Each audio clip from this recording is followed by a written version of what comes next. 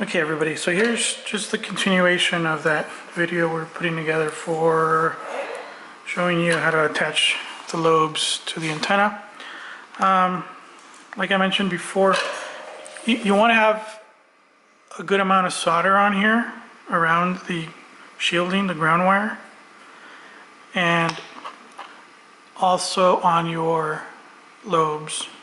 So you can see a little blob, a little dot right there. So that's going to help attach them as you go. Because I'm not using a jig or putty or anything to hold them on there. I'm just going to solder them on directly. And what holds them in place is going to be, I'm going to alternate between the shielding and the feed wire so that they don't fall off when you're soldering them. So the next trick is, I guess, this gap needs to be the same as what you've got here so that there's no stress when you hit it with the heat, it doesn't pop off. So this gap needs to be the same as what you've got here. And really it didn't take much from the original wire form to get it there. I mean, I just split it open. So let's do the first one. So I'm just going to hold it on here. And you want it to be a 45 degrees upward angle, depending if you're doing left or right hand, and then 90 degrees to the cable. So it goes quick. So I push it into and against the shielding.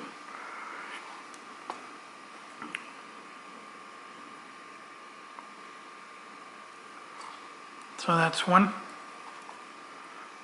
And I'm just eyeballing it here, making sure that's about 45. So you rotate it and do your next one.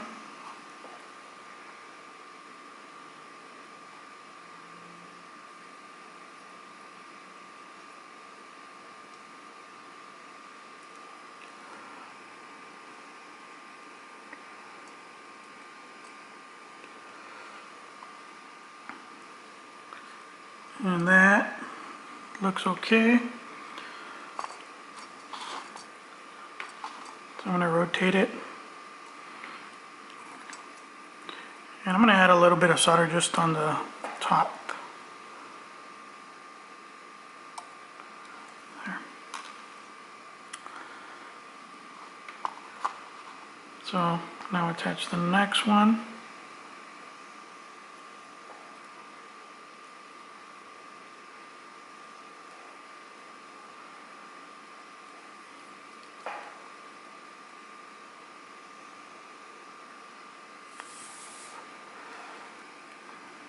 Okay, and then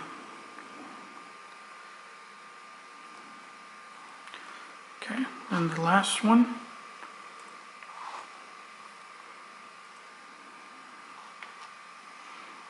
The very first one, I'm not liking how I put it in. So I'm going to remove it a little bit back. Okay. So the last one.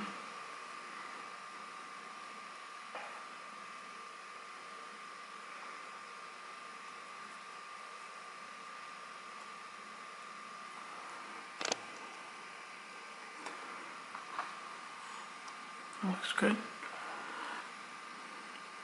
Hopefully this all focuses in right.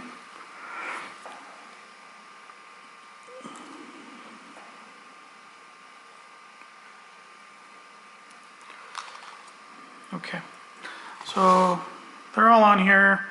There's probably the very first one I'd adjust a little bit, but I'm going to speed through this just for the video.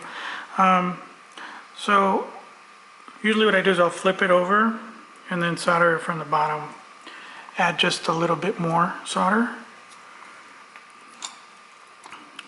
And on the bottom I actually like put more heat on towards the wire than the center.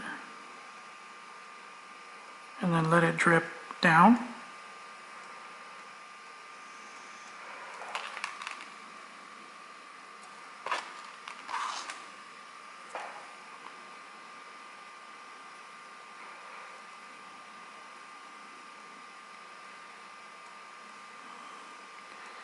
I'm still applying heat on the center once I see some of it collected on top.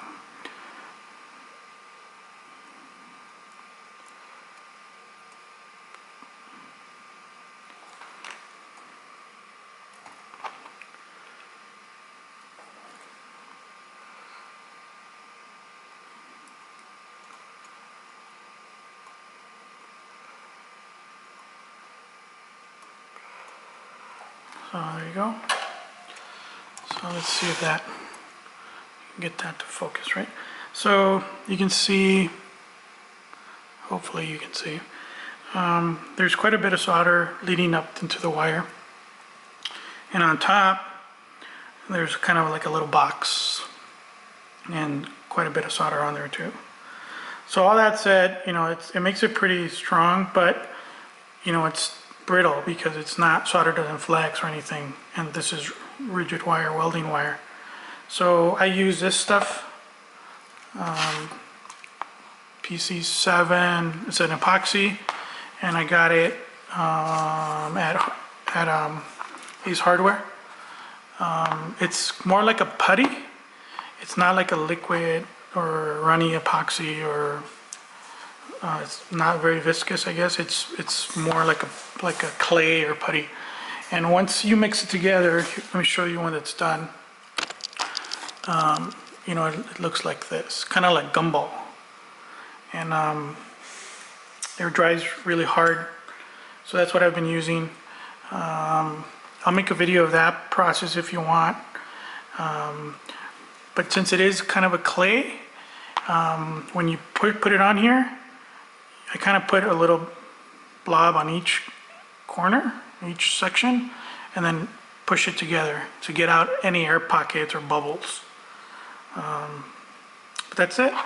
Did a quick, real job of it, and it'll probably work just fine. You know, you can always kind of go back and readjust each lobe if you want to. So that's it. Hope you like it. Thanks and goodbye.